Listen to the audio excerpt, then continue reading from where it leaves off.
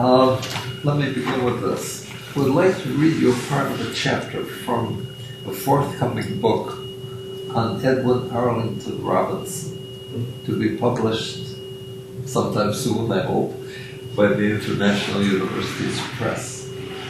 Let me briefly orient you about Robinson, for many people ask me who he was. How many of you know about him? One. All right. To answer them, I've often replied that he was a poet who wrote Richard Cory sometime between 1890 and 1897, as well as over 200 other poems during his lifetime. Many people recognize the poem Richard Cory, remembering that they had studied it in high school or in college, and that it had made a profound impression upon them. Oh yes, they would say, it's about a nice young man who was so rich and so humane, who would say good morning in such a pleasant way that people would envy him, until one calm summer night he went home and put a bullet through his head. This poem has had quite an impression upon people, and they remember Robinson for that, as well as for some other people who know other things, of course. In general, people know very little about Robinson or his poetry. He was born on December 22nd, 1869, in Headtide, Maine, and died in New York Hospital, the New York hospital that was called, on April 6, 1935, at the age of 66. People today often find his blank verse rather difficult to understand, so that while he has been generally acknowledged as one of the great American poets, who won 3 Pulitzer Prizes in 1921, 1924, and 1927, his popularity has diminished to some extent, and he is regarded pretty much as a poet's poet. It has generally been acknowledged that about 30% of his poetry is clearly autobiographical. It is in this connection that I want to tell you about his last work, a poem entitled King Jasper, which was written during the period of 2 years prior to his death. According to Emery Neff, one of Robinson's biographers, he writes that Robinson decided to write the poem while he was walking down State Street in Boston after hearing the announcement of the bank holiday on March 4, 1933, following the inauguration of then President Franklin Delano Roosevelt. Robinson had not been well.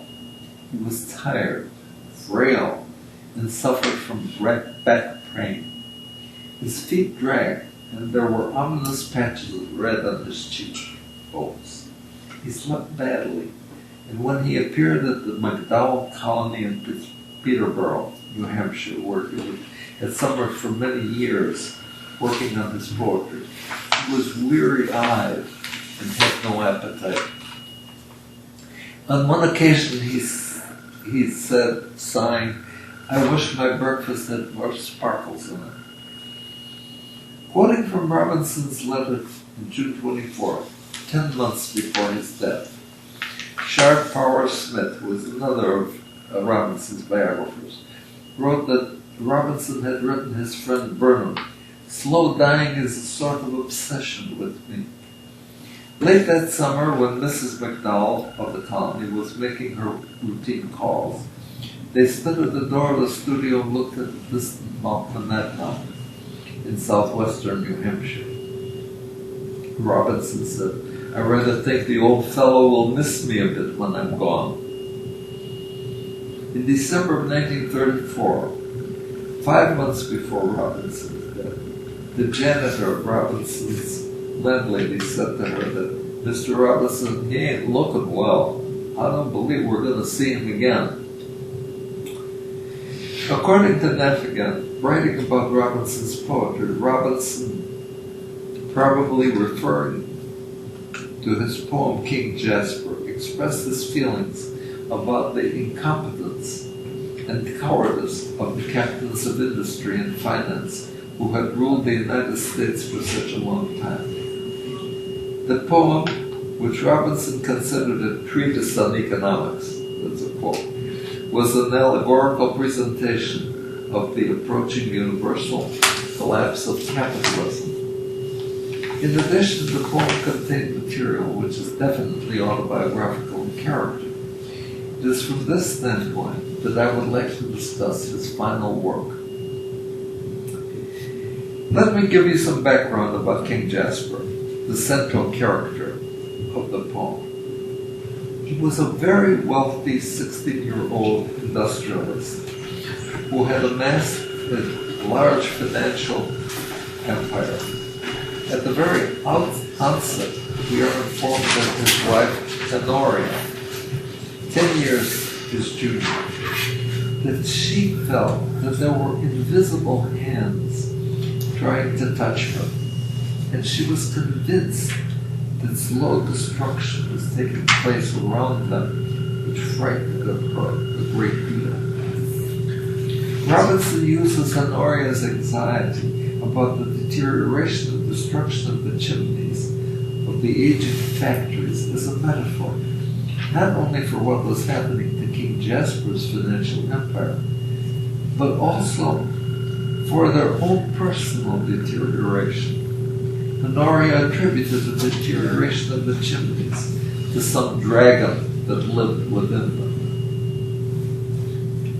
During the dream day, that is the day before the dream, their son, young Prince Jasper, came to see his parents, bringing with him Zoe, his bride. Although King Jasper welcomed them, Honoria, that is his mother, did not share her husband's hospitality, but trembled because she felt that it might be the end of her own world, and that Zoe might displace her. Prince Jasper told his parents that he had met the adult son of Hebron, measuring the chimneys as though they belonged to him and not to King Jasper. Prior to his death, Hebron had been King Jasper's partner. But Prince Jasper asked his father why he no longer had a picture of Hebron, his old friend and business partner, hanging in the house. And his father replied that when his son was older, he would learn that all who climbed higher than the rest owed to the dead more than pictures. At one point, the king asked Zoe who her parents were, and she replied she didn't know. Then she told him that Prince Jasper, her husband, had reminisced about his father, King Jasper, reading Sinbad the Sailor and The Old Man of the Sea to him.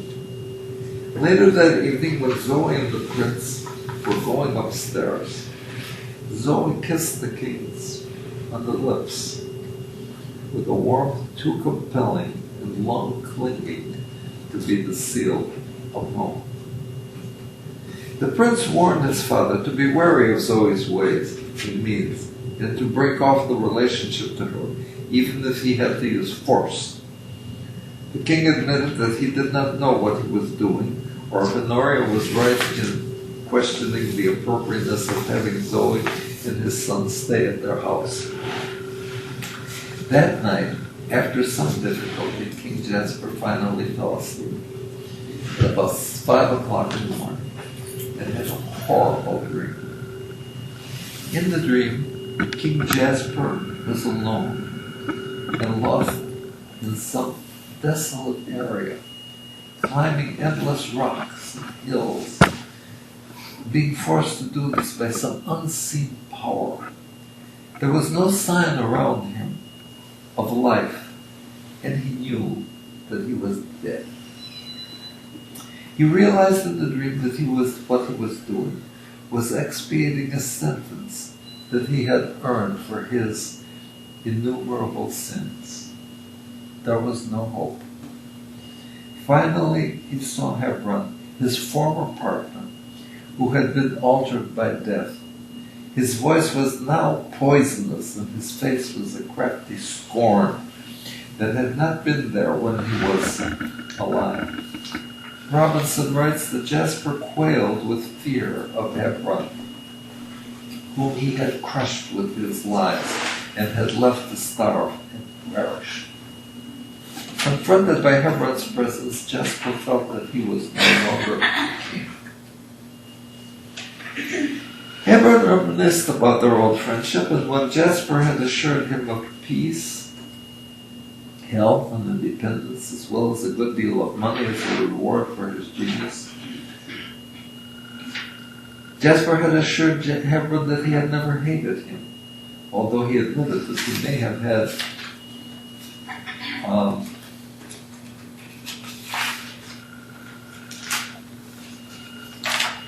been afraid of him, neglecting him because of his own drive for power and ambition. He accused Jasper of being a liar, that he had always been one, even when he was born, adding sarcastically, and probably before. He said that while he could forgive him all the incriminating trifles, what troubled him was that Jasper never let him see or guess what he was doing with what he, that is Hebron, had accomplished. Challenging Jasper, Hebron asked him if he knew what he was doing as he enlarged his ambition, becoming wealthy until he became more of a monster than a man. With these words, Hebron sprang on Jasper's shoulders, claiming that he was always lean and that Jasper made him so, even more lean, until he died. Although Jasper begged for mercy because Hebron was so heavy, he had to continue to climb. As they went on, Hebron persevered in his allegations about what Jasper had done to him. Apparently, King Jasper had stolen his invention, which became a successful moneymaker, but he did not share the profits with his friend and business partner. Hebron accused Jasper of being responsible for his dying in poverty, while Jasper had become wealthy and a king. He insisted that Jasper admit the truth, until Jasper finally confessed that he had lied to Hebron, because Jasper's way was never his, rationalizing that he had told him lies that were akin to truth, and that he believed that there would be for Jasper a glory in his accomplishment that neither power nor gold would buy, admitting that his own demon was ambition. He went on to reveal how frustrated and angry Hebron's anxieties, his overcautiousness, and his uncertainties made him. He experienced them as obstacles that would have maddened him to such a degree that it might have tempted him to do worse than to lie to Hebron. Although Jasper begged for mercy, Hebron indicated that he would ride him as a contented subject on the king's back. As he did so, he became progressively heavier because he was changing into gold, explaining that he was the gold that Jasper had promised him before he had stolen his invention and become so financially successful. Then suddenly, Hebron exclaimed that if they saw a body of water, they could say that he was the old man of the sea and that Jasper was Sinbad the sailor. As Hebron spurred Jasper to go faster, they finally arrived at a narrow chasm on the other side of which was Jasper's son and Zoe, who pressed Jasper to leap across the chasm, although it was wide enough to swallow him if he fell into it. Jasper wanted to go to Zoe and to hold her in his arms and say that she was his, but he was afraid that he would fall into the chasm. Hebron also urged Jasper to jump, telling him that if they went down together into the chasm, he would not die, as he was already dead, for Jasper had killed him. In trying to persuade him to jump, Zoe called Jasper father and told him that he must have known that she was his daughter when she first arrived at their house. She went on to say that without him, she would never have been born, something he should have realized before he became so involved in his quest for wealth. Finally, Jasper confessed that he was indeed Zoe's father. Then in despair, he shut his eyes and with one leap, jumped across the chasm. As he did, Hebron's weight was instantly released, and Jasper found himself alive and upright on a safe rock. He saw Zoe, who with calm hatred in her eyes said that he did not know her and never would. With this, she sarcastically asked him why he didn't go down into the chasm where he belonged, warning him not to come any closer to her. She informed him that a wise man had given her a knife and had told her that one day she might use it against someone. She asked Jasper if in his evil, he had been trying to make love to her. As King Jasper leaned forward to seize her, she raised her knife, and he felt the steel enter his heart as he sank at her feet. Zoe laughed at him, calling him a poor king and a poor fool. Clutching the edge of the chasm before he fell down into the horrible darkness, Jasper heard Zoe's laughter, as well as that of his son and Hebron, mocking him. Suddenly, Jasper awakened from his dream, trembling from the pain in his heart where Zoe's knife had stabbed him, not sure whether he was alive or there at all. That's the end of the dream. The following day, young Hebron came to Jasper's house for a visit, first in many years. He reminded Jasper that in the past his father and Jasper were friends and partners. As time went on, more kings' chimneys continued to go up in smoke. It became evident that young Hebron had been behind their destruction. Although Prince Jasper was concerned about his mother's safety and begged her to leave the house, she said that she would not leave and committed suicide, leaving King Jasper alone with his son and Zoe. After a month, young Hebron suddenly burst into the house and shot Prince Jasper to death. King Jasper died from shock and grief. Pleased at what he had accomplished, young Hebron attempted to seduce Zoe, who, saddened by the loss of her husband and totally repulsed by young Hebron, stabbed him with her knife as he moved toward her. Young Hebron had succeeded in wiring the house so that it exploded and a fire broke out. But Zoe was able to escape just as the fire was starting. She saw the house burning furiously with the bodies in it, and the chimneys collapsing, completely ending King Zoe's kingdom. Only Zoe was left alive. Alright, this powerful poem in blank verse, the last of Robinson's productions, presents a number of issues that have been central in his thoughts. About 2 years had elapsed between the inception of his intention to write the poem and his final corrected version read to him by his close friends as he was recuperating from exploratory surgery just before his death. Robinson's realization of his progressive physical deterioration and his continual awareness of his own inevitable death stimulated him to present his ideas about the deteriorating economic situation in the framework of his poem. In addition, he used this venue as he had in other poems to express some of his own problems with which he struggled all his life. The title of Robinson's opus, King Jasper, is immediately suggestive of how it is related to the basic themes of the entire poem. How? Some years before his death, Edward Robinson, the poet's father, had invested in the Jasper Mine Company, which presumably had been doing well. Coincident with his aging, however, the last of his money was lost in that investment. It broke. The poem epitomizes Robinson's identification with his father. Identification of his father with King Jasper in his initial success and subsequent loss of all his assets and with his deterioration and of his life. Thus the poem alerts us to Robinson's underlying concern about his own father that he had had for many years.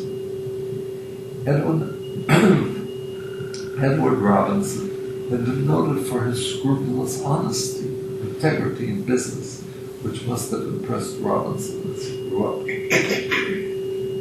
But before he died, Robinson was able to tell the world what he had thought, but had not been able to express fully about his father, whom he had once adored and respected. In the poem, he was giving vent to his feelings and beliefs that his father was like King Jasper, highly successful, but basically a liar and a crook, a man who had no compunction about taking advantage of his close friend. I must emphasize, however, that these negative feelings were not necessarily based on reality. They were Robinson's feelings as he grew older, and were especially vivid coming to the fore when he himself was facing death from a deterioration that was going on within him from cancer, despite the fact that he was still productive in his art. Of pertinence in connection with Robinson's feelings about his father is Herman Hedgedorn's account of Robinson's revelation to his newly found friend, Dr. Merrill Moore. Moore was a psychiatrist who was also a poet with over 2,000 poems to his credit. Do you know about him? Well, maybe you can tell us something about it. I couldn't find very much about it. Although there was stuff of his poetry that was in the Library of Congress, but there was nothing about these notes that he was supposed to have. He was at Vanderbilt in his early years. He was what? At Vanderbilt. He was a fringe member of the Fugitives in the late year. The great poets Robert Kenmore and Cleant Brooks and some others who then dispersed. And he went to Boston, did he not? Yeah. And he noted, Moore did, that Robinson, who had confided in him, had a deep resentment against the father, who had not been a father. Maybe he destroyed it. No, nobody seems to know. And that this feeling lingered in his mind. In King Jasper's dream, Hebron represents the king's former partner, who clearly functions as Jasper's superego, or his conscience. In the manifest dream, Hebron tortures Jasper by his criticism and the condemnation, as well as his persistent demands that the king carry him up and down steep hills, while forcing him to admit his lies as a partner in their joint business ventures. In the dream, Hebron on Jasper's shoulders gradually became heavier as he turned into gold, thus emphasizing the magnitude of Jasper's crime of amassing gold at Hebron's expense.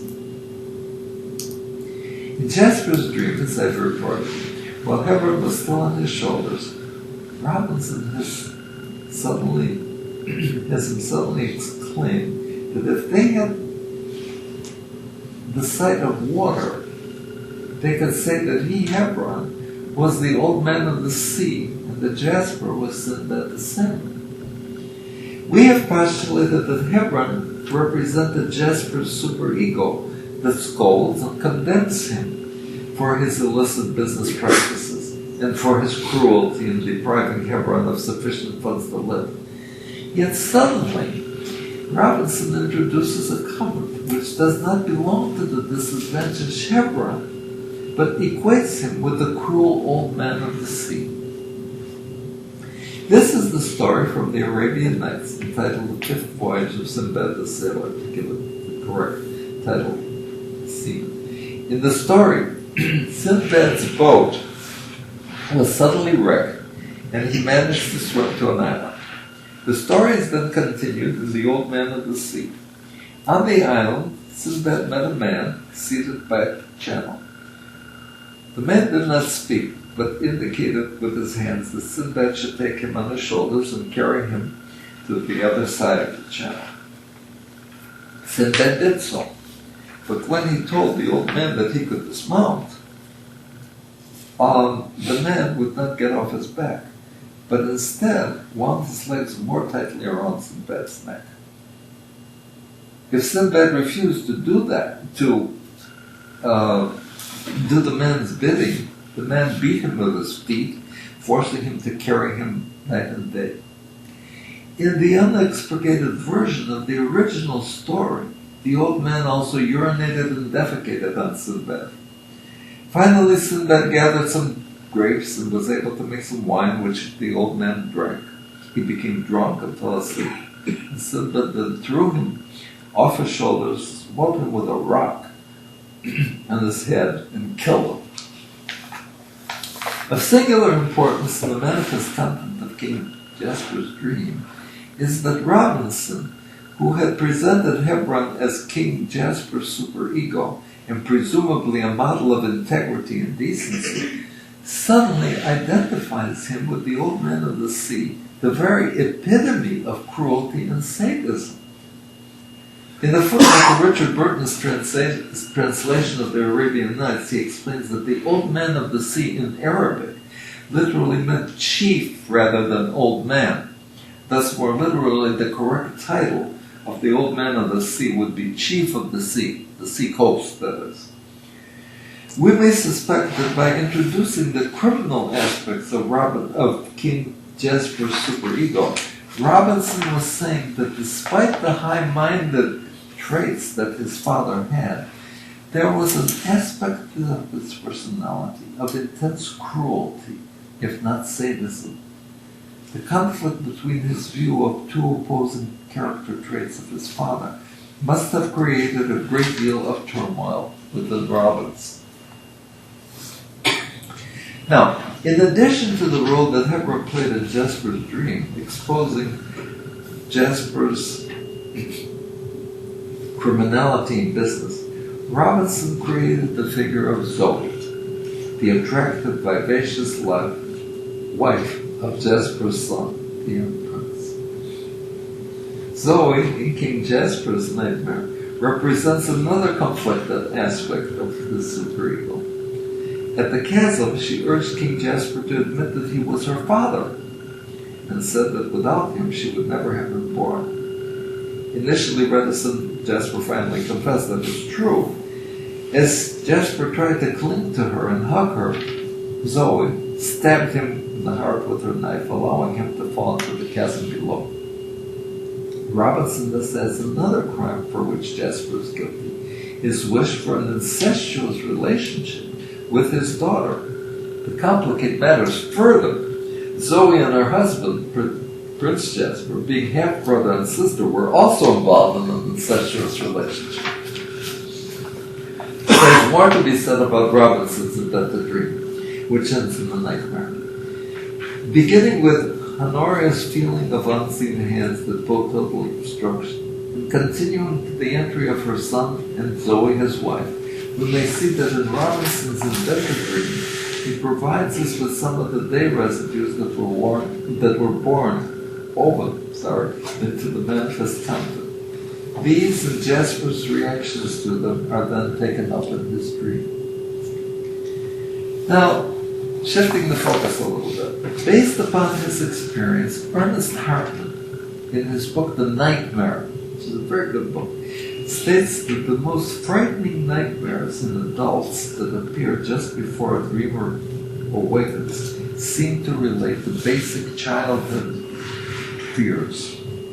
He indicates that these include such fears as being destroyed or abandoned, the loss of mother's love, the fears of mutilation of the body or castration. He goes on to say that while all children have such fears, they may be activated or reactivated during sleep when the individual feels guilty that he may lose control of his forbidden impulses of aggression or sexuality. Hartman writes that at times people may have nightmares when they're reminded of childhood helplessness or are afraid that they may be in a helpless situation, such as when they are seriously ill. We may see from Hartman's comments how they can apply not only to King Jasper's dream, but also to Robinson himself as well. The invented dream touches on problems with which Robinson had been troubled from the time he was a child. How much he longed for love and care from his parents, especially from his mother, who he felt rejected him and did not love him any more than Zoe cared for King Jasper. There's a historical background to these feelings. We learned that after a difficult labor, Robinson's mother did not even name him until he was 6 months of age, 6 months after his birth. At a garden party, a woman from Arlington, Massachusetts, suggested that a lottery be held to choose the child's name. The name Edwin was finally chosen from a paper pulled out of a hat. His middle name Arlington was in honor of the woman who had suggested the lottery. Robinson was well aware of his mother's reaction to his birth. She had not wanted another child. She already had 2 sons. And when she discovered that she was pregnant, she hoped that the baby would be a girl. Robinson's feelings being rejected were expressed in his poetry and in his letters to his friends. Thus, in the poem Miniver Chibi, published in 1910, he described Miniver as a child of scorn who wept when he was ever born. Later, in a letter to Amy Lowell, another poet, in 1915, he wrote that as a child he used to rock himself in a chair many sizes too large for him and wondered, quote, why the devil he should ever have been born, his words. At this time of his life, anticipating death, Robinson must have felt that he was like King Jasper, who dreamed that he died after being stabbed by Zoe and falling into the chasm. He must have felt, too, that his mother, like Zoe in the poem, would not have cared about him any more than she did when he was a child. Besides being rejected by his mother, Robinson had been rejected by Emma, a woman whom he loved dearly since he was an adolescent and who married his brother Herman. After Herman's death, she had turned down several of Robinson's proposals of marriage, the last time 5 years before his death. With the repeated rejections he felt with each one of them, he felt betrayed and heartbroken. In the ending of King Jasper's dream, Zoe's plunging her knife into his heart pictorially expressed what Robinson had felt with Emma when Emma had rejected him, literally heartbroken. It was for him the final rejection, reminiscent of the numerous times he felt rejected by his mother, and clearly expressed what Robinson had felt. Sick as he was, and anticipating death, that no woman had really loved him. Going back to Hartman, in his discussion of nightmares, he indicates that a nightmare or anxiety dream sometimes appeared to signal presence of something being wrong with the dreamer's body, that in waking consciousness he may not be entirely aware of. We may apply this to Robinson, who realized that something was very wrong with his body, but he was not yet fully aware of the reality of the grave prognosis, although he expected it and dreaded the consequences. Thus the unseen hands at the beginning of Robinson's dream that ultimately would destroy Honoria and King Jasper's empire may well have alluded to Robinson's anxiety about his own death, his own health. In addition, the reference to an invisible dragon inside the chimneys that was destroying them may be viewed as some awareness on Robinson's part of the progression of his physical deterioration from a cancer that was neither known nor visible to him, as well as being an allusion to the economic and social problems of the country, which presumably was the impulse for the decision to write King Jasper. We may also consider the possibilities that Robinson's dread of surgery, with its potentially fatal prognosis, may have alluded to in King Jasper's dream by the element of Zoe's knife plunging into his heart. Frequently, a nightmare may express the fear of punishment for forbidden wishes or impulses. Often the actual wishes are censored, and only the punishment is recalled. In such instances, it is often possible to extrapolate or understand the forbidden wishes or behavior from a dreamer's associations. In King Jasper's dream, however, both his forbidden impulses and reprehensible actions are revealed directly, as well as the punishment for them. In the very beginning of King Jasper's dream, he's already dead and being punished by having to walk and climb forever in the desolate land because of his crime of stealing Hebron's invention and not sharing his enormous gains with his erstwhile partner, who as a consequence died of poverty. Robinson had been known to have used fictitious names to represent real people, alternating their names but preserving some of their identifying characteristics. We may perhaps speculate that the name Hebron was a rather transparent allusion to Hermon, who had married Emma, the woman whom Robinson loved. It is possible that the King Jasper's stealing Hebron's invention may also have referred to Robinson's own forbidden wish to have stolen Herman's wife, Emma, who he felt his brother had stolen from him. I don't know about that, but that speculation is possible. As Jasper's dream progresses, however, we learn that he fathered Zoe, then later wanted to make love to her. It's because of this incestuous wish that Zoe punishes him. She stabs him in the heart and laughs as he falls into the chasm to his certain death. Jasper's dream thus begins and ends with death, initially for his crime in the world of business, and ultimately for his crime wished for incest. In his incestuous wish for Zoe, Jasper also expresses his wish to take her away from his son, whom she had married. The latter we may recognize as a variant of the childhood Oedipal wish for the son to take his father's wife away from his father. Thus we may see that Robinson's final work, King Jasper, is more than a treatise of economics, as he called it, nor was the work solely his view of the misuse and power of capitalism. In the invented dream, anticipating his own death, Robinson was able to confess some of the secret and conflicted aspects of his psychic life with which he struggled.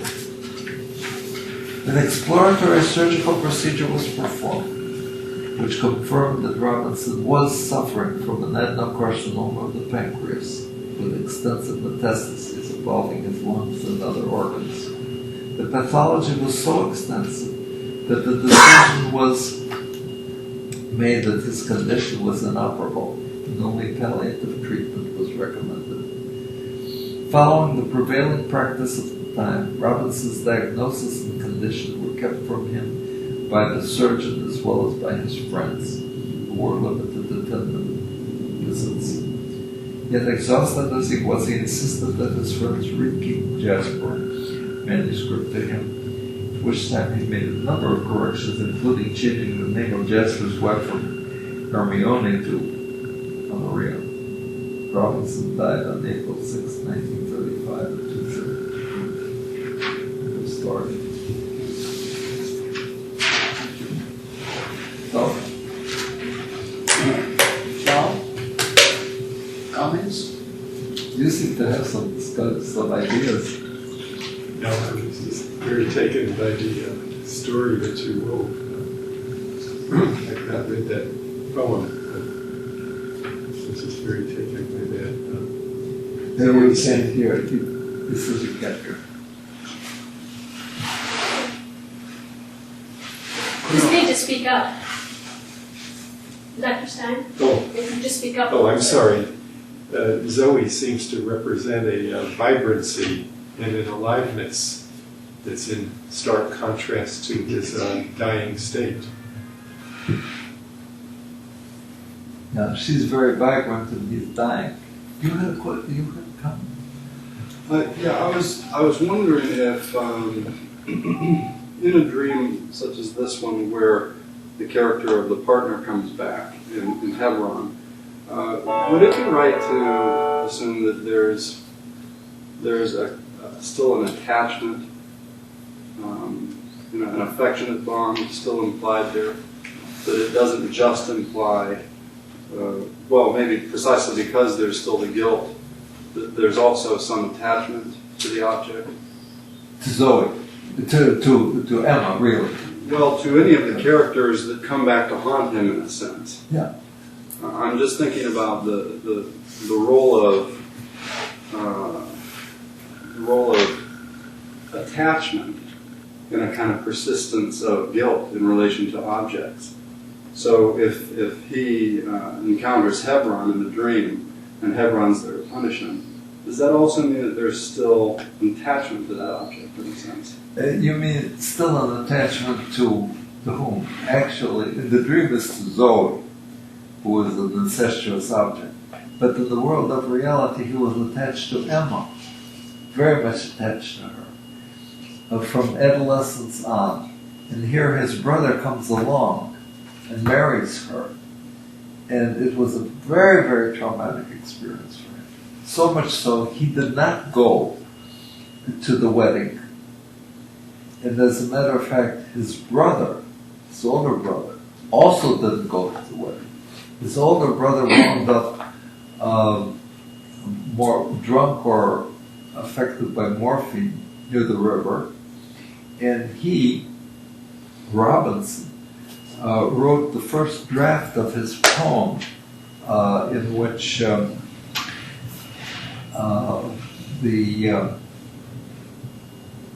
hero of the poem, he's very much in love with a woman, his wife as a matter of fact, and this guy comes and kills the man that is his wife away from him. Subsequently he dealt with this traumatic experience of having Emma leave him, not want him, and marry his brother. First he gets rid of the man, then he gets rid of the woman, in this strange way that he expresses not only the positive edible aspects of his problems, but also the negative aspects. In other words, he's mad at the woman. In fact, in his second last important poem, he's so angry at the wife, the hero, his wife, that he has her commit suicide.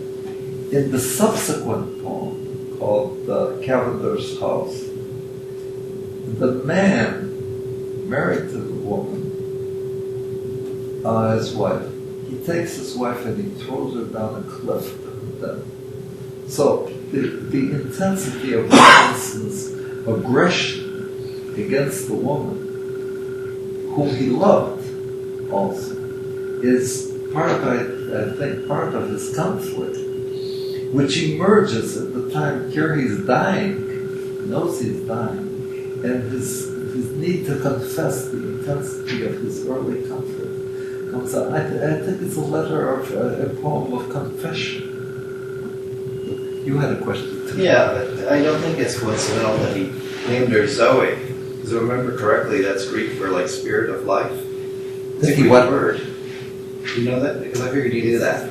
Yeah, it's not coincidental that he named her Zoe, Z-O-E, because that's Greek for like spirit of life.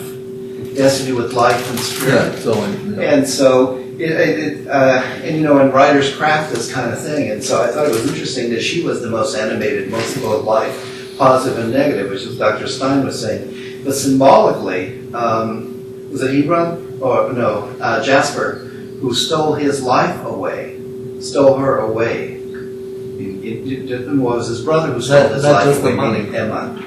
Yeah, I think I'm talking about your parallel of Zoe being Emma, and I'm wondering about what he called her in the story, and how his brother had stolen his life away, meaning Emma, the spirit of his life, was the fact that she was, in fact, somebody who was very lively. So I want to see what you mean. Yeah. Then you think that maybe one of the reasons that comes out is not only that he stole his partner's invention, but he also stole his brother's wife, Emma, that he was interested in. Right, he was the one who was in love with Emma, the reason for his life, the thing that gave his life meaning. Yes. Their brother stole it. So effectively, the brother stole his life away. The spirit of His brother life away. stole his life away. Yeah. I can see where he'd be really angry and want revenge. Killed that brother, and then killed the lady who left him, who abandoned him. Emma, Zoe. Yeah. But Zoe is the only one who survives in the dream. That what? She is the only She's one the only who one who survives, survives. which may reflect his own depressive state. Yeah, but also Emma, Zoe survives, and in reality, Emma survives him. His brother, who had married her, is dead, and he is dying. And the only one that's left is Zoe, or Emma. I think it's meant. Or his mother, perhaps. What has interested me so much about this dream, which is obviously his own dream, is that here, at the end of his life, he brings out this conflict that he has had all along. It's being the rejected person, the hurt person, and so on. And the rage that he has, all the rage, just emerges. He's on the verge of death, and perhaps he feels that this is a punishment for his rage, that he's going to be killed. He's going to have a knife stuck into him, and so on. And it raises a question which I touched on, Berto, and that is, to what extent early problems emerge, or the person is more semi-conscious of them, as it were, when they are threatened by real death. It's a confession. What do you think, Berto? It's an interesting thought. I was thinking too, because as you say, obviously it's his dream. It's like with patience, sometimes they talk about dreams as if it was somebody else's production. And I always tell them, you wrote the script. It's your dream. It's your dream. And of course that's true of Robinson. It's his dream, really. And what I was taking for is that there are other aspects to it. For example, the identification with Jasper. There's a very strong identification with Jasper. In the dream, in this sense, Jasper get killed. But I think that it at the same time has an implication of his own death. For his own death wishes against his brother who married the woman that he loved and who had died. You see what I mean? And so there are all kinds of other things that are involved in there in one way or another. Just like in the incest part where Jasper is trying to seduce his presumed daughter. Yeah. So I think there is an element too there, because after all she married her brother, and there is something incestuous about that as far as he's concerned, because it's his wife married his brother, or had a sexual relationship with his brother, which would be quite inappropriate. And so there are all kinds of complications in there.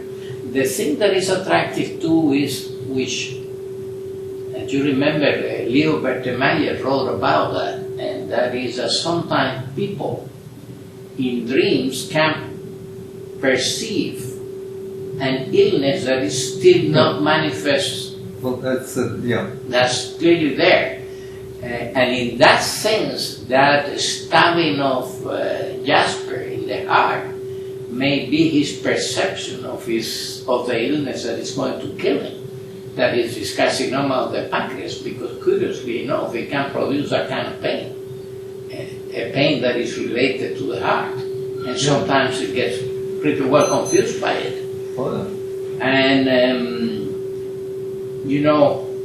there is that very interesting paper of Bertemeyer where he was talking of this type of dreams that are premonitions of physical problems that are still not in consciousness. They haven't reached that level, but they are perceived at an unconscious level. And I think that that is involved in there too, in some form or another that is not clear to discern. Hartman does mention, they say that sometimes these dreams do anticipate what. That's correct. I remember, and I commented on that in one of my publications about this man who had a dream, a frightening dream of tom-toms being beaten, and it had to do with his perception that his heart was beating more strongly than at night. So the stimulus was probably the perception of his heart beating strongly, and he did have hypertension, heart disease, and so on and so forth. There's a lot in that dream, and it is so fascinating. There's so much, to me at least, that so much early material is condensed in this dream which he has prior to his surgery and his death. It's as though it's a statement not only of the way he felt, but also now I can say what I really think. This has been my secret all my life. One of which, as I pointed out, was his father, who was so well known, and essentially he was a politician. He did multiple tasks. It was highly regarded, and I think that Robinson felt that overpowered by him and hated him really. He hated this brother. Do you think that Robinson in the Richard Cory poem might also have been talking about himself? I mean, if he was the child of this rather prominent man, he looked like he had everything going for him, but was truly miserable and wanted to put a bullet through his head. So are you suggesting that that was also autobiographical? I think, no, not quite. I think that the Richard Cory was actually his brother, who did, how does he say, was a gentleman from soul to crown, which was like his brother, clean-favored and imperially slim. And he was always quietly arrayed, which is what his brother was like. He always, human when he talked, would flutter pulses and said good morning. He glittered when he walked. And he was rich. Yes, richer than a king. And his brother was rich at the time. But he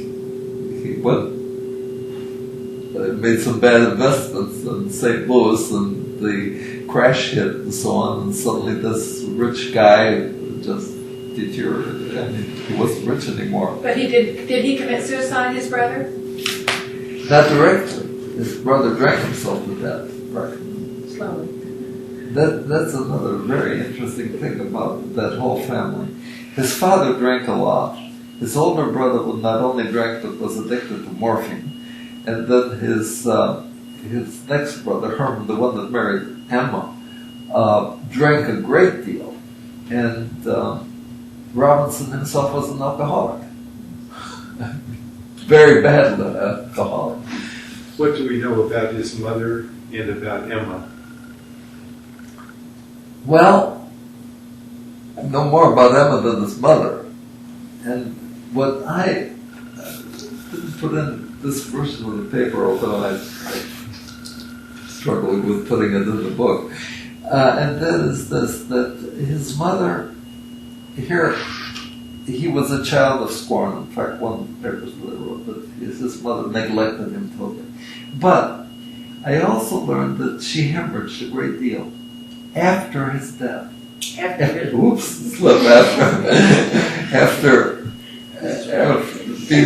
his birth. After his birth. Okay.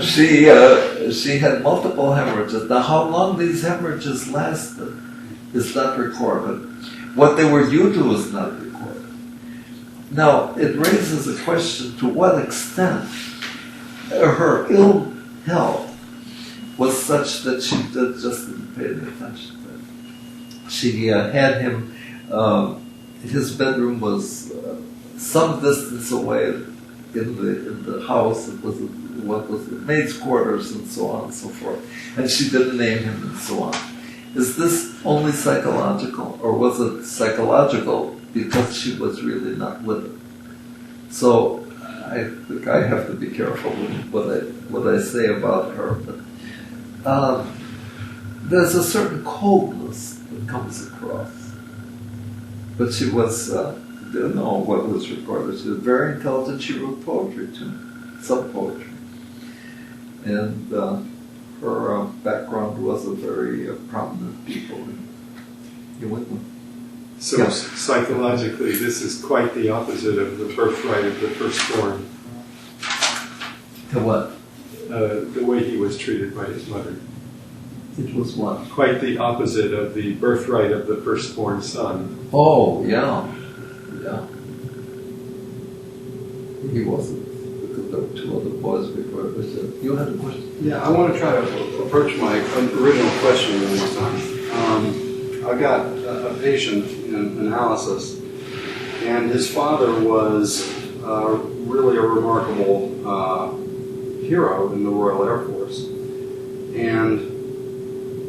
but a very abusive man, and a man who he had a lot of hate for. But there was also an attachment to the father. And so my question is about, is it Robinson's attachment to his father, and does that come back in the form of Hebron, who he's trying to sort of work out his conflicts with his father in relation to? Because if you're saying that the dream is kind of a confession, is the guilt that he's trying to confess an indication of a desire to still work out the relationship with the hated father? I think you have a point there, because the initial reaction, there are two reactions to the father. One is the hatred part, the negative aspect. And the other is the really very affectionate relationship.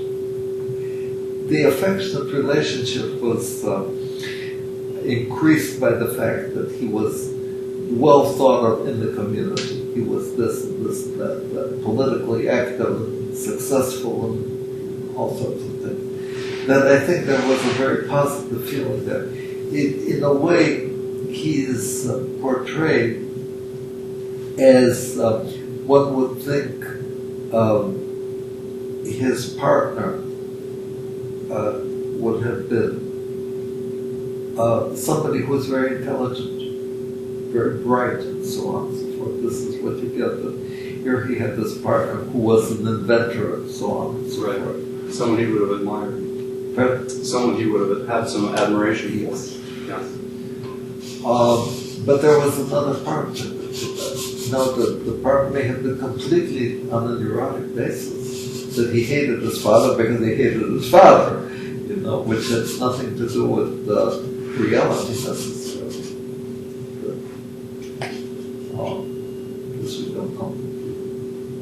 It's one of the problems which, doing this kind of work, I'm constantly trying to make sure that I have enough data to basically go from letters or correspondence and so on. And the darn thing is that when you're dealing with somebody prominent, a lot of the negative things are censored. And one kind of has to be very careful to what extent one acknowledges that one really does not know. As a current example of this, Robinson, the poet, he died in the hospital, in the New York hospital. He died in 1935. Okay. There are records of him. I've written to them. I don't know, this goes back several years. Well, we have the records, but can you get the permission for it? So I've gotten the permission from the heirs to look at the records. I want to see the hospital record. Big deal. Well, go fight City Hall or the New York Hospital. There is so much, and I've talked with the attorneys that are involved in the situations and so on and so forth. The matter is still pending. I want to know what really, not the post I have. The autopsy report is known. The surgical report is known. This is what he had. But what I want to know is, what was this guy like in the hospital? One note comes through. They said he should not have any more whiskey. He could have ale. He didn't like ale.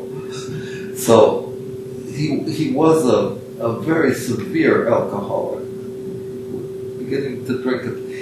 He said at one point that the reason he survived was because he drank only after 6 o'clock. After that, one of his friends he'd get a glass of booze. They'd sit there and look at each other and look out the window or whatever, and he would drink. So we have this history. Now, how much then is censored between them? They say that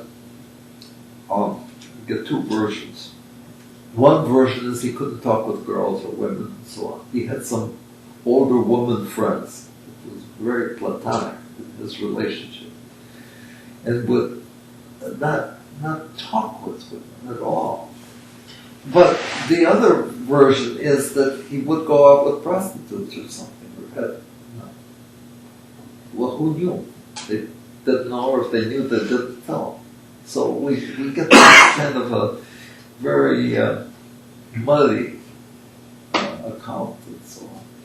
How much of his poetry is, over a third of his poetry is autobiographical. That's generally agreed. But what does it really say? Does it say something which is part of, let's say, the conflict between the parents? Does it say something about his relationship with men versus relationship with girls? Marital conflict comes into many of his poems. Does that have to do with his observation of the conflict between his brother and Emma, whom he loved? And in fact, there's one scene in which his brother is out drinking and in bad shape. He comes home early, goes to bed upstairs. Robinson is left with his wife, Emma, the girl that he originally loved. They're sitting on the porch, and she's crying, and I gather he's being very sympathetic. They're on a hammock together. Then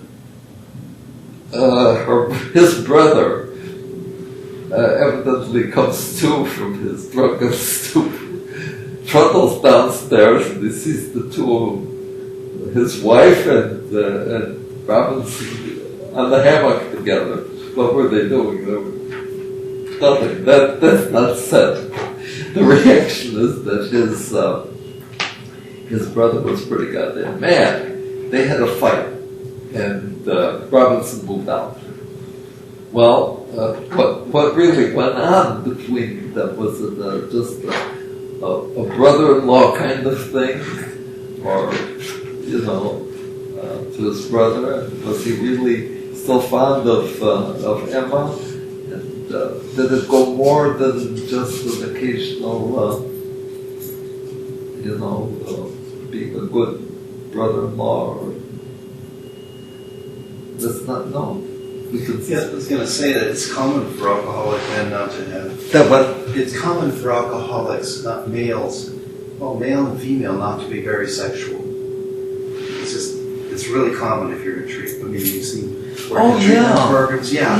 And so what I often see is that males who are alcoholics become violently incensed when anybody approaches their females, and then they become very accusatory that they're having affairs. That's a real problem I've seen over and over again, because they can't perform.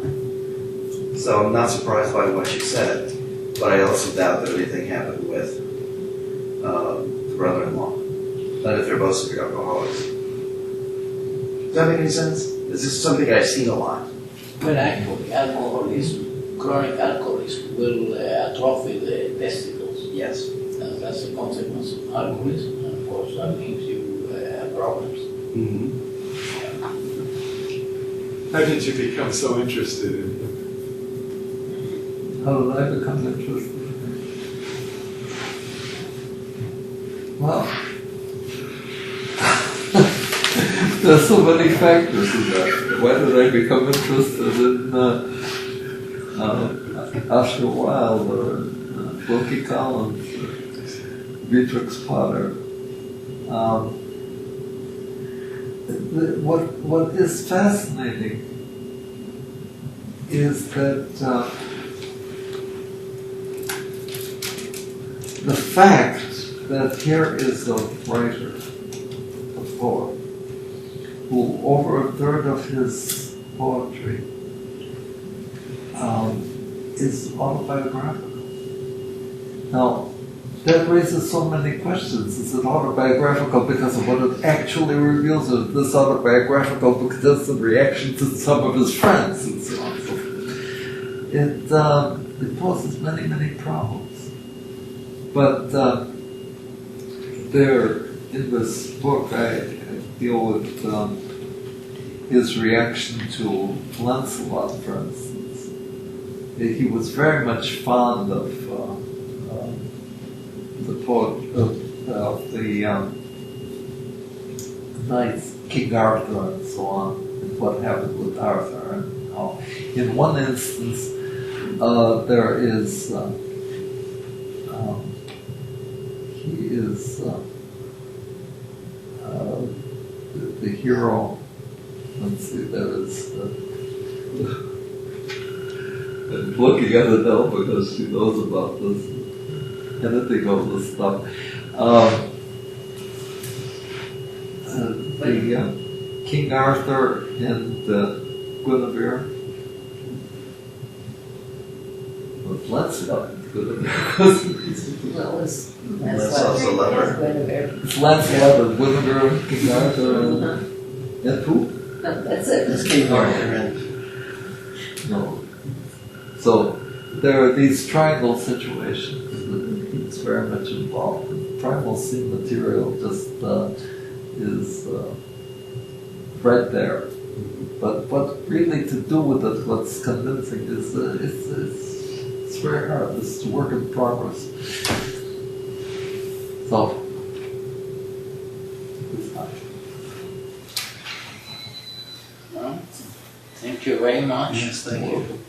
Very enjoyable. So,